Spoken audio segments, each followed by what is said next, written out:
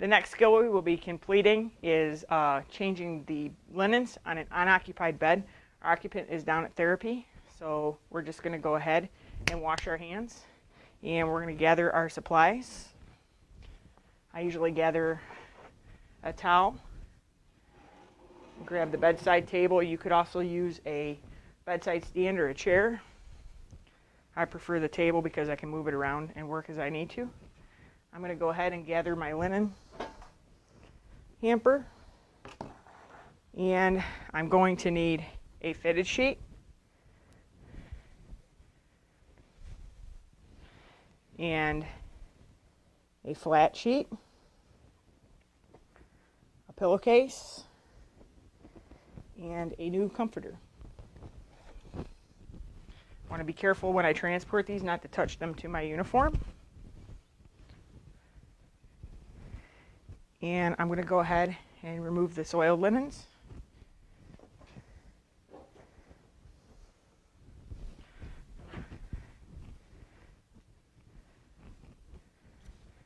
Go ahead and take off the old pillowcase. The actual pillow can just go on a bedside table or a chair. And we're careful to remove each corner inward.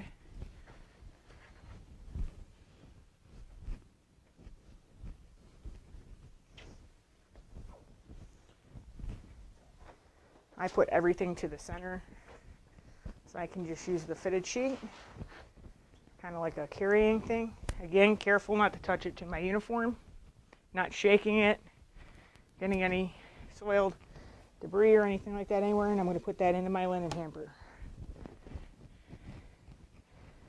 Okay, and now I take my new fitted sheet.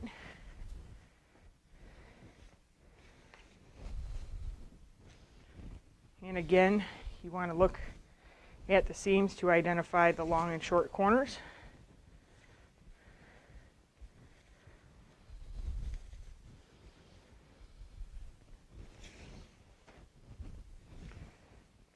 And I have my short corners, you can see seam to seam.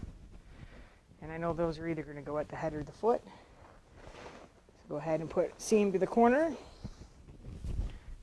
And again, the other short seam to the corner.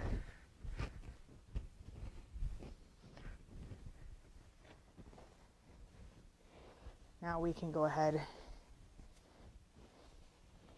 and take our top seam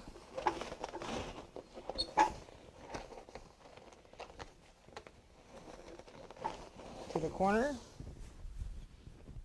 And again on the other side.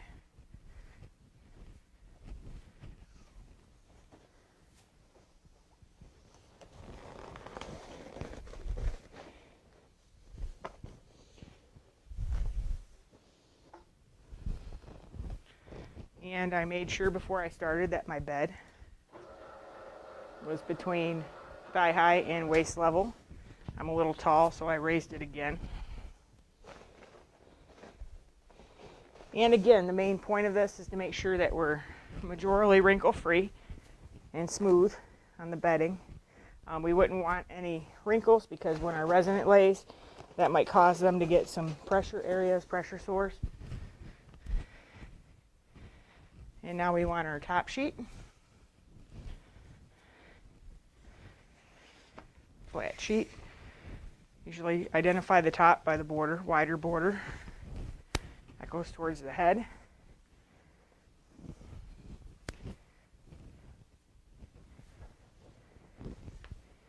And I like to drape this over the end of the bed, making sure not to touch our uniform or have any of the excess drag on the floor as you get it even on side to side.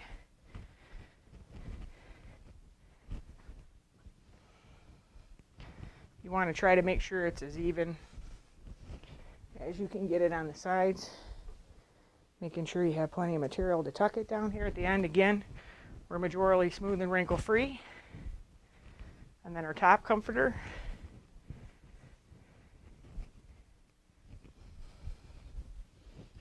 We're going to go ahead and spread that in very similar fashion.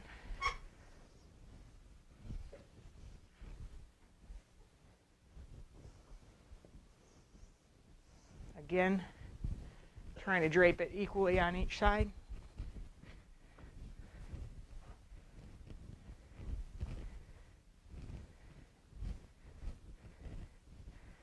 So that it's somewhat even and wrinkle free.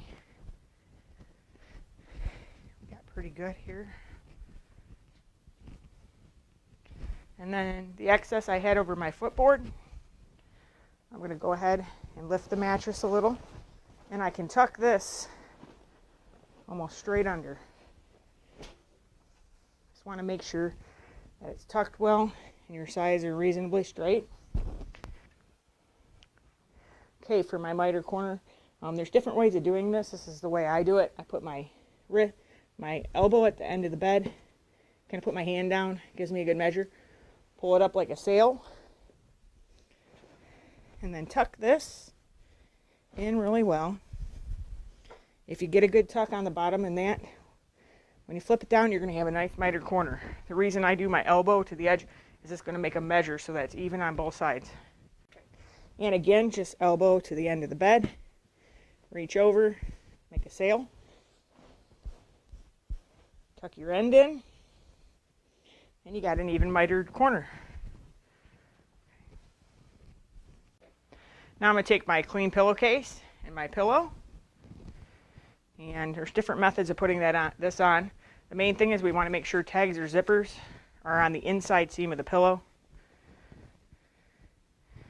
You can fold it down, do the shake method, or a combination of anything to get where you need to be.